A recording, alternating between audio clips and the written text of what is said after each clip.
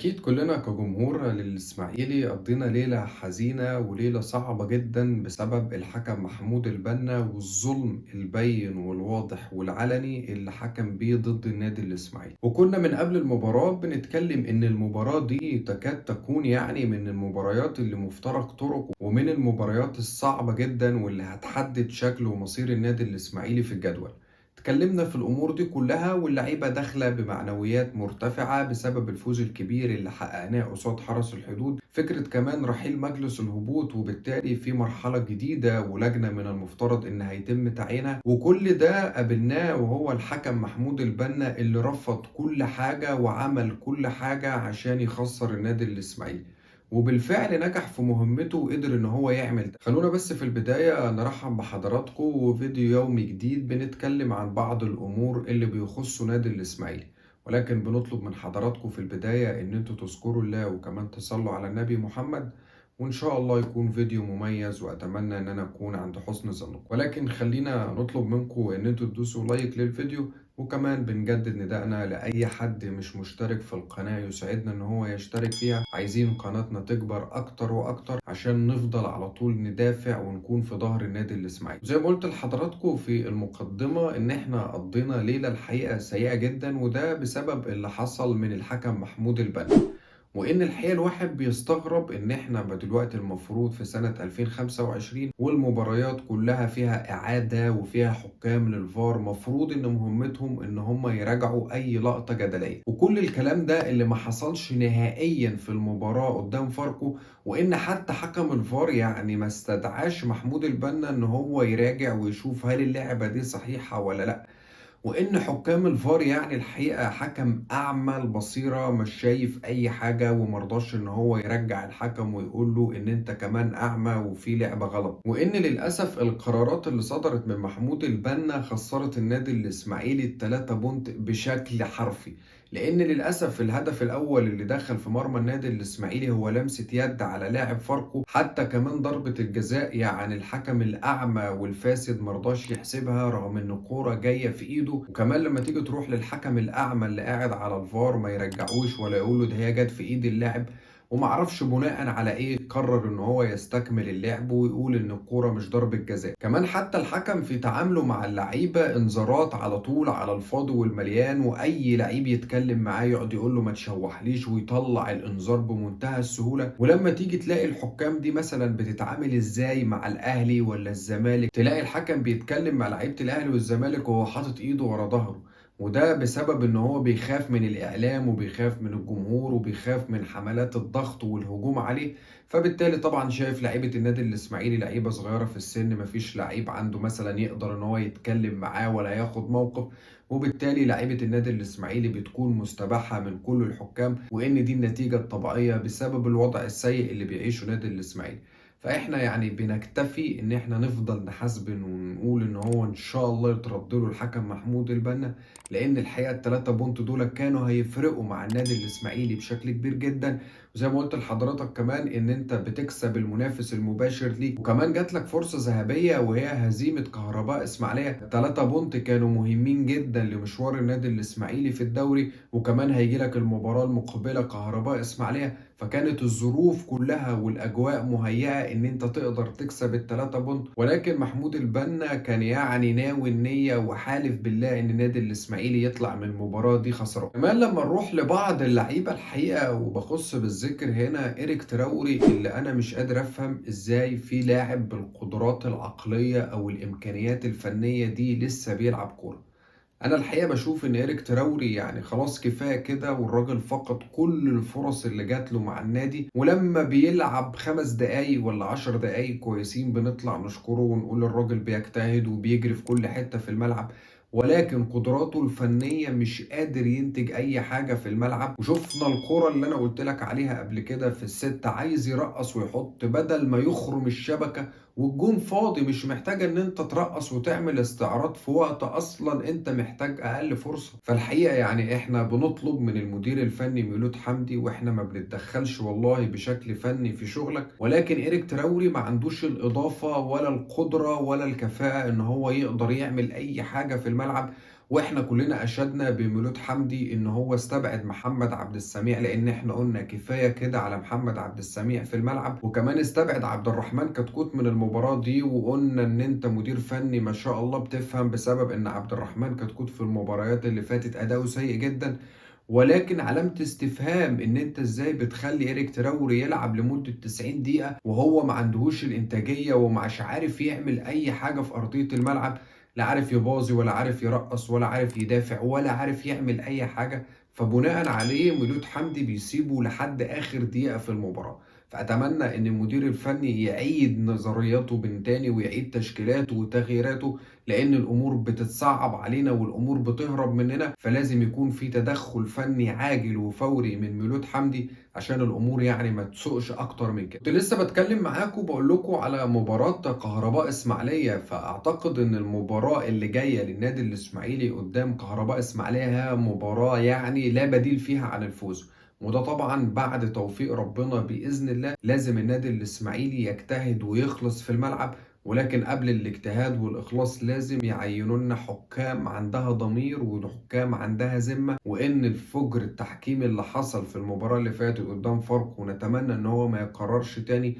ولكن الحقيقة ظروف صعبة جدا جدا، والأجواء اللي بيعيشها نادي الإسماعيلي مش محتاجة كل الكلام ده. فاحنا من هنا بنناشد كل جمهور الإسماعيلي إن هو يكون موجود في الاستاد المباراة اللي جاية. المباراة هتتلعب على أرضنا، لازم جمهور نادي الإسماعيلي يكون مقفل الاستاد. لازم ندي رسالة واضحة وصريحة إن جمهور نادي الإسماعيلي موجود في ظهر الفريق. كمان في الحتة دي بنشكر جمهور الإسماعيلي اللي سافر في برج العرب الحقيقة وشجع الفريق، وبنقول إن طول ما جمهور نادي الإسماعيلي في ظهر الفريق إن شاء الله بإذن الله هنعدي بالنادي لبر الأمان. تاني لمباراة كهرباء إسماعيلية، ومن هنا بنقول لمولود حمدي إن هو لازم يركز جدا جدا في إدارته للمباراة، لأن الحقيقة النادي الإسماعيلي بقى في موقف صعب جدا.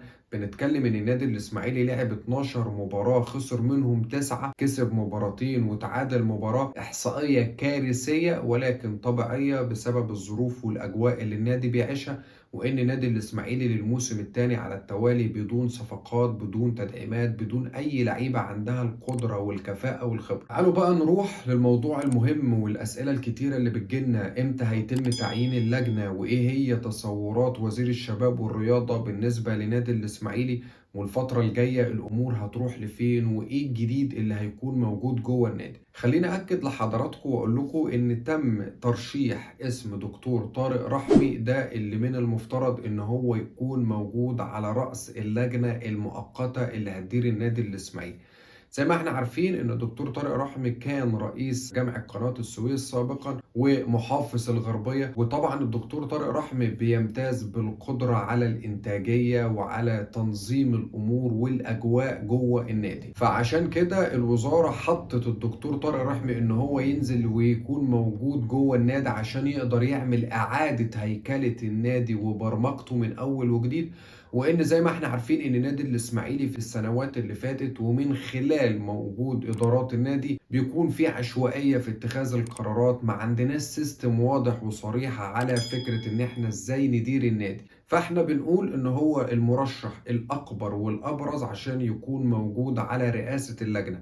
هل الامور دي هتتم؟ هل الامور دي هتحصل؟ لحد دلوقتي مفيش حاجة اكيدة 100%، ولكن بننقل لحضراتكم ايه هي يعني الاكتر واقعية وايه اللي ممكن يحصل جوه النادي. كمان خليني اقول لك نقطة مهمة جدا: ان القانون بيدي الحق لوزير الشباب والرياضة ان هو يعين لجنة من خارج اعضاء الجمعية العمومية للنادي الاسماعيلي.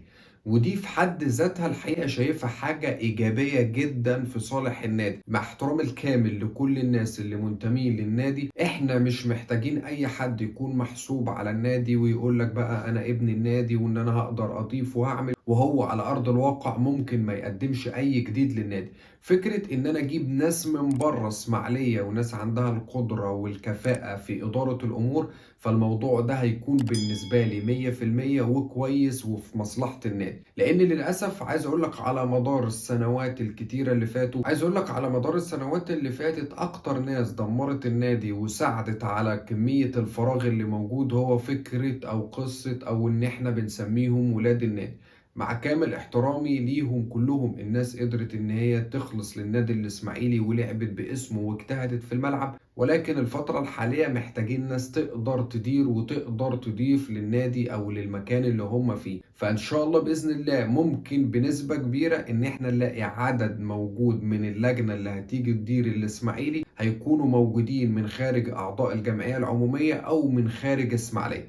وده بسبب التزام الوزير بالنسبة للنادي ان هو عايز لجنة تقدر تعمل حاجة للنادي وتحط سيستم واضح يمشي عليه النادي طوال الفترات اللي جاية. وكمان خليني اقول لك من بعد تصورات الوزير، ودي الكلمة اللي ذكرها في البيان، ان هو قال ان احنا بالاتفاق مع محافظة اسماعيلية وهيئة قناة السويس هيكون في كلام مع بعض الشركات وبعض المصانع وبعض الرعاية اللي يجوا يرعوا النادي، وبالتالي لما نفتح كلام مع الشركات دي ان هم يجي يدفعوا فلوس ويضخوا فلوس للنادي، فبناء عليه نقدر نعمل لهم رعاية، نحط اسمهم على التيشيرت، اعلانات في الملعب، ويكون في موارد مالية ثابتة تيجي النادي الاسماعيلي بتعاقدات على مدار السنوات اللي جاية، وبالتالي نقدر نجيب دخل زيادة للنادي. فكل دي أفكار اللجنة هتبدأ تشتغل عليها من ساعة ما تتولى مهمتها بشكل رسمي داخل النادي.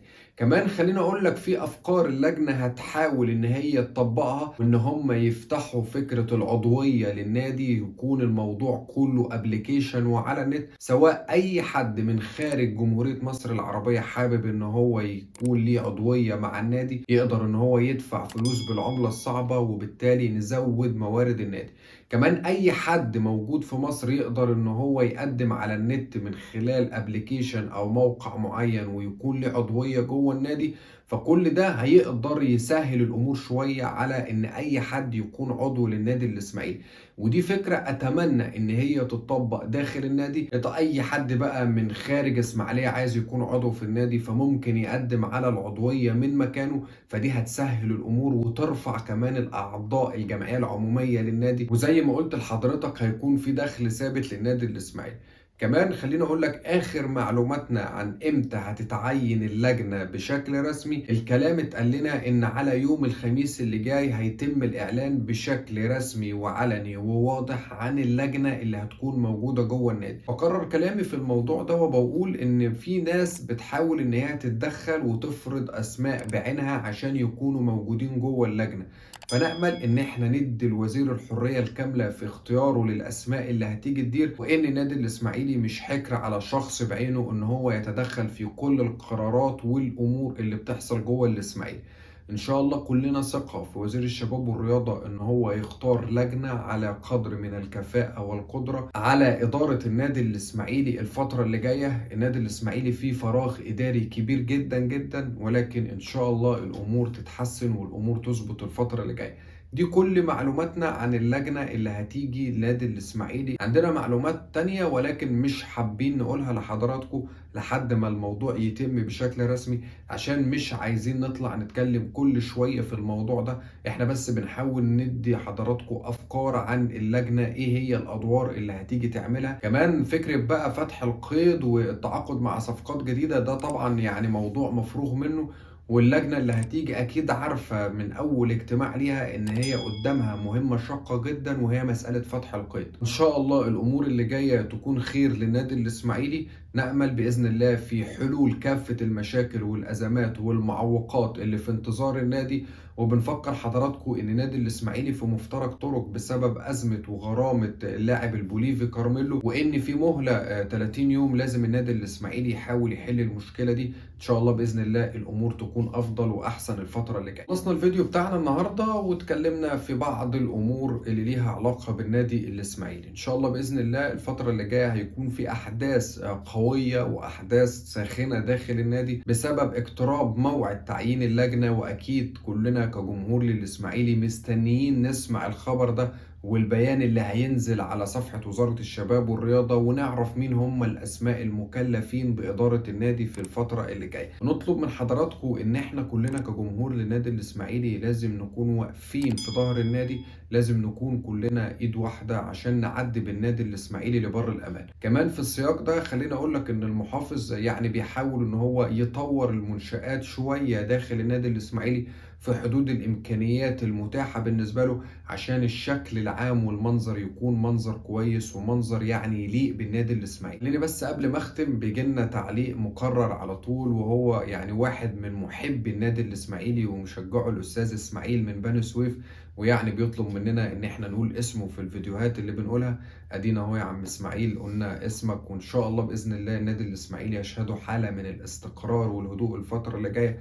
وأكيد طبعا بنرحب بأي حد بيشجع النادي الإسماعيلي من خارج إسماعيلية. أستاذ إسماعيل على طول بيتابعنا، والراجل يعني في آخر الدنيا من بني سويف. ربنا يا رب يديله الصحة والعافية، ونشوف النادي الإسماعيلي في أفضل صورة ممكنة الفترة اللي جاية. في النهاية بنقول لكم ما تنسوش تدوسوا لايك للفيديو. احنا الدراويش، انا الاسماعيلي، انا الفن والحرفنه واللعب البرازيلي من ايام رضا وشحته والعربي وميمي درويش، والدراويش هم الدراويش، الدراويش هم الدراويش.